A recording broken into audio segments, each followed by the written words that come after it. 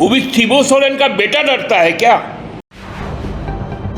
विगत परसों विश्व आदिवासी दिवस के अवसर पर जो आदिवासी संस्कृति, परंपरा, जीवन शैली, खान पान, परिधान का जो एक विहंगम आगाज हुआ था और कल उसका उतना ही भव्यतम रूप में समापन हुआ। कई प्रकार के कार्यक्रम हुए जिसमें नृत्य, संगीत, देश के अन्य भागों से भी जनजातीय समुदाय के लोगों ने शिरकत की और विगत वर्ष से जो परंपरा शुरू हुई है उसके इस तरह के भव्य आयोजन के लिए पहले तो पार्टी हेमंत सोरेन के नेतृत्व वाली राज्य सरकार को कोटि कोटि धन्यवाद प्रेषित करना चाहती है, क्योंकि हमारा 23 वर्ष का जो जन्मकाल है झारखंड राज्य का, जहाँ पर लंबे समय तक भारतीय जनता पार्टी शासन में रही, उन्होंने अपने वक्त पर कभी भी आदिवासी दिवस नहीं मनाया, लेकिन आदिवासी के नाम पर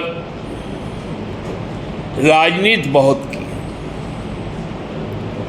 चाहे वो बार बार दहाड़ दहाड़ कर आदिवासी महिला राष्ट्रपति की नियुक्ति की बात हो, जनजातीय कल्याण मंत्रालय के गठन की बात हो, लेकिन उनके प्राथमिकता सूची से आदिवासी गायब थे, क्योंकि आदिवासी उनके लिए इतने ही तुच्छ थे कि कभी उनके नेताओं के द्वारा उन पर पेशाब की गई, प्रताड़ना किए गए, महिलाओं को नग्न कर परेड करवाया गया और इनको कभी भी रास नहीं आया कि आदिवासी इस देश का जो सबसे पुराना मूलवासी है वो इस भारतवर्ष के किसी भी कोने पर राज करे। आप लोगों ने देखा 2019 के जनादेश के बाद जब हेमंत सोरेन जी सरकार पर आए तो 20 से ही एक व्यूह रचना की गई। 2 वर्ष तो कोरोना का काल रहा, सभी कुछ लगभग थम सी गई थी, लेकिन उसके बाद से इस राज्य सरकार को अस्थिर करने के लिए तरह तरह की साजिशें रची जाने लगी। मनरेगा घोटाले के नाम पर, जिस मनरेगा घोटाला को हम लोगों ने उजागर किया था मुंडा जी के कार्यकाल के समय का, उसको रघुवर जी ने क्लीन चिट देते हुए बंद करवा दिया था।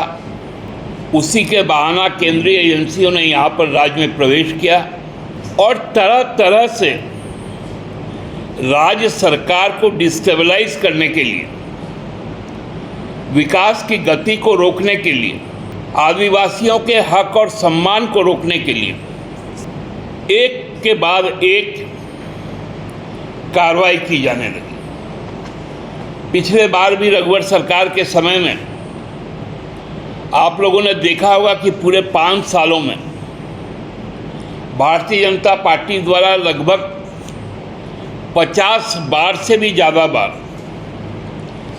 हेमंत सोरेन जी और उनके परिवार को लेकर जमीन घोटाला का दस्तावेज भी दिखाया जाता था, प्लॉट नंबर भी बताया जाता था, फोटोकॉपी भी दिखाया जाता था, एसआईटी का गठन भी हुआ, जांच भी हुआ, जांच रिपोर्ट भी सौंपी गई, जिसमें पूरी तरह से पाक साफ सोरेन परिवार के बारे में बताया गया रघुवर सरकार के एसआईटी के द्वारा।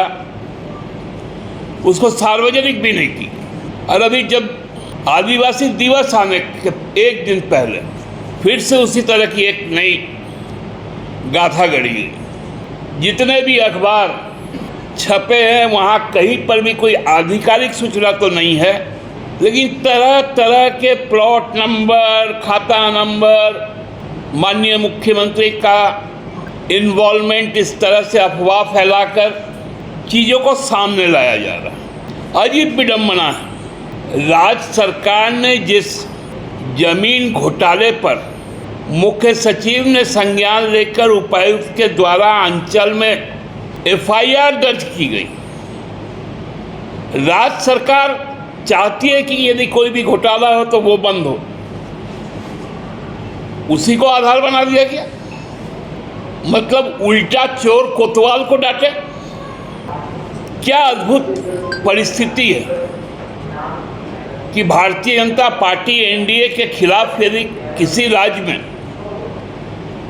कोई भी छत्रप खड़ा होता है, चुनौती देता है,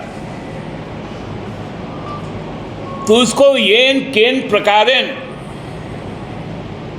उसको बदनाम करो, भ्रम की स्थिति पैदा करो, सत्याच्युत करो। लेकिन आदिवासी की मूल लड़ाई महाजन के खिलाफ तो जमीन की रही ना। आज भी हम लोगों ने सरकार बनने के बाद कई सौ एकड़ जमीन वापस दिलवाई आदिवासियों को। जो आदिवासी कल्याण मंत्री है उनके ट्राइब्यूनल से। इनको ये बातें पच नहीं रही। ये चाहते कि आदिवासी का नाम और निशान मिटा दिया जाए। आदिवासी यदि जग के खड़ा हो गया 9 और 10 तारीख को, तो भारतीय जनता पार्टी इतनी भयभीत हो गई कि यहाँ का आदिवासी, मूलवासी, दलित, अल्पसंख्यक, नौजवान, किसान, महिलाएं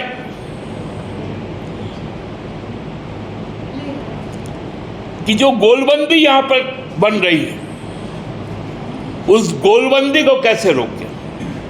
भाजपा शासन के विरुद्ध जो नाराजगी है पूरे देश में, अपने राज्यों में तो दंगा करवा रही है, चाहे हरियाणा हो या मणिपुर हो, और यहाँ सरकार को परेशानी कर रही है।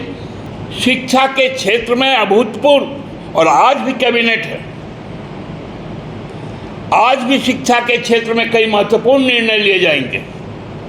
मुख्यमंत्री रोजगार सृजन योजना, पशुधन योजना, बिरसा हरित ग्राम, पोटो होग खेल योजना, सिद्धो कानू क्लब की गठन की योजना, ये काम कैसे और कैसे रोका जाए। तो मुख्यमंत्री के चेहरे को डेंट करो। इससे कोई आदिवासी डरता है क्या? वो भी शिबू सोरेन का बेटा डरता है क्या?